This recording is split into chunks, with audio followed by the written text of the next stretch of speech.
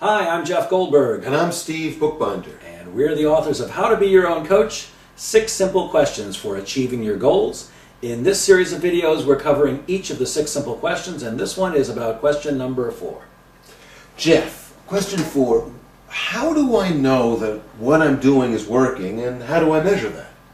Why is that important? Well, Albert Einstein said that the definition of insanity is doing the same thing over and over and expecting different results. Well, how do you know if you're getting any results unless you're measuring? So we think that certainly you want to figure out what your number one outcome in life is, break it down into baby steps and figure out what's the very next thing I have to do. Get yourself excited by attaching enough pain or enough pleasure to make sure that you're going to work hard to achieve your goal. But then you've got to figure out, are the things that I'm doing, the steps that I figured out that I have to take, are they the right ones? And the only way you can do that is by measuring accurately, finding out ways to measure the things I'm doing to see if you're reaching success. And a simple example would certainly be, most people come to us with goals about making more money. It seems to be the number one goal. Once we get them to figure out how much money is enough and what are you going to do with that money, because that's really the important thing in a money goal, but you have to measure it, and with money it's easy to measure. If you're taking steps and they're the appropriate steps to make more money, then when you start making more money and your bank account starts growing, you know you're on track and you're doing the right thing. Mm-hmm. Yeah, of course, if it's how to make more money or did I make more money, it's very empirical, it's measurable. If it's a kind of a job where making more money maybe follows a promotion or follows being able to assume a greater responsibility, sometimes that's it doesn't have that same dollar measurement. So in those situations, you absolutely have to come up with some kind of a benchmark. You have to say, by this date, I need to be at this point, and you've got to recognize if you're not there and make a change. Yeah, some things lean themselves more naturally to being measured, but there's always some way to figure out, am I on track? Am I making progress towards my goal? Because there's nothing worse than thinking that you're taking the right steps and never getting towards what you want to do. Unless you're measuring accurately, you don't know whether you're really doing the right things or not. And what you want to do is, if you're doing the right things, keep doing more of that. And if you're not, you want to stop, reassess, and correct course. You want to move in the direction that you need to. There's nothing wrong with changing your focus midstream, but what I think would be a terrible waste is doing the same thing and not getting anywhere. That's what I think turns most people off from achieving their goals and getting them to think, well, I shouldn't have had that goal anyways, or I'm not good enough, or I'm never going to get there. So you must find a way to measure. The other thing we think is important, and maybe you want to cover this, is celebrating little things. Yeah, and I think I could talk about both. And an example I want to bring up having to do with a log book that I use for swimming. And so I'm trying to get faster as a swimmer. I'm trying to get in better shape as a swimmer. An old guy like you? An old guy like me. And so what I do is I have use Google Calendar. It could be any kind of calendar, but it works for me to be digital and internet-based, so I could get access to it no matter where.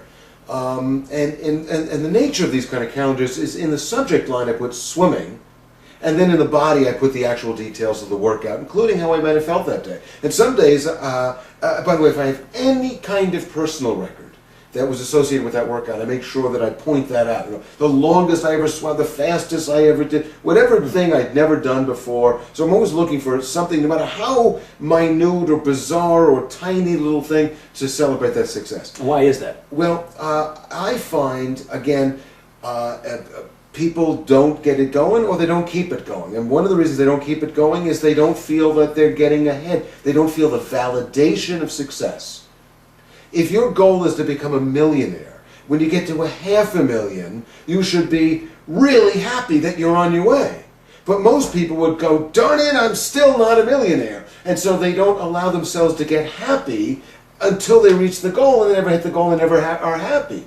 The whole point of the exercise, I think, should be, how do I be happy the whole way toward the goal, which when I get there I think will make me happy? Which really goes back to question number 3, how do I attach enough pain or pleasure? Well, if you're achieving little goals all the way along the way to the big goal, you are being happy and you're having a lot of pleasure, which really gives you more incentive to work harder to reach your goal. Yeah.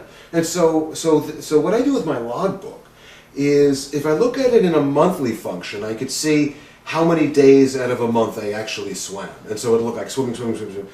And if I'm looking at it and I see that every week I swam 4 days or 5 days or 6 days a week or 7 days a week, as I do some weeks, I start to get a streak going.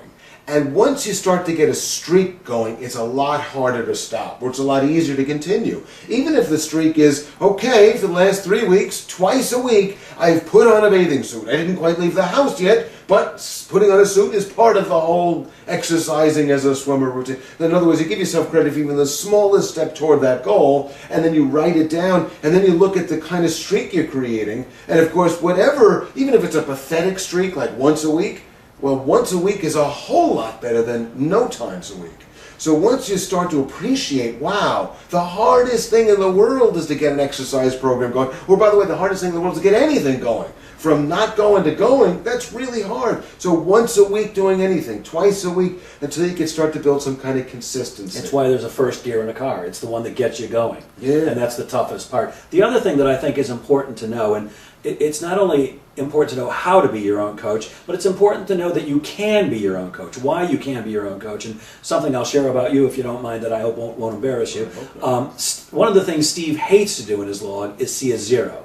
And that's because Steve hates to disappoint people, including himself. Now, when Steve was a college swimmer, he had a great coach, and we knew that he was a great coach, and Steve could tell you this story if he ever meets you or you hire him as your coach, because his coach knew how to motivate Steve. He knew through spending time with Steve and through questioning him and learning about him that Steve doesn't like to let anybody down. Well, when Steve sees a zero, it inspires him to get tough on himself because, like I said, he doesn't want to let himself down. So measuring can inspire you both with the pain or the pleasure, and that's why you can be your own coach, because you know yourself better than anyone. This is number 4 in a series of videos about the 6 simple questions to achieving your goals. We'll cover number 5 in the next one. If you'd like more information, you can go to www.beyourowncoach.com, and that's B without an E afterwards, or jgsalespro.com. This is Steve and Jeff, signing off.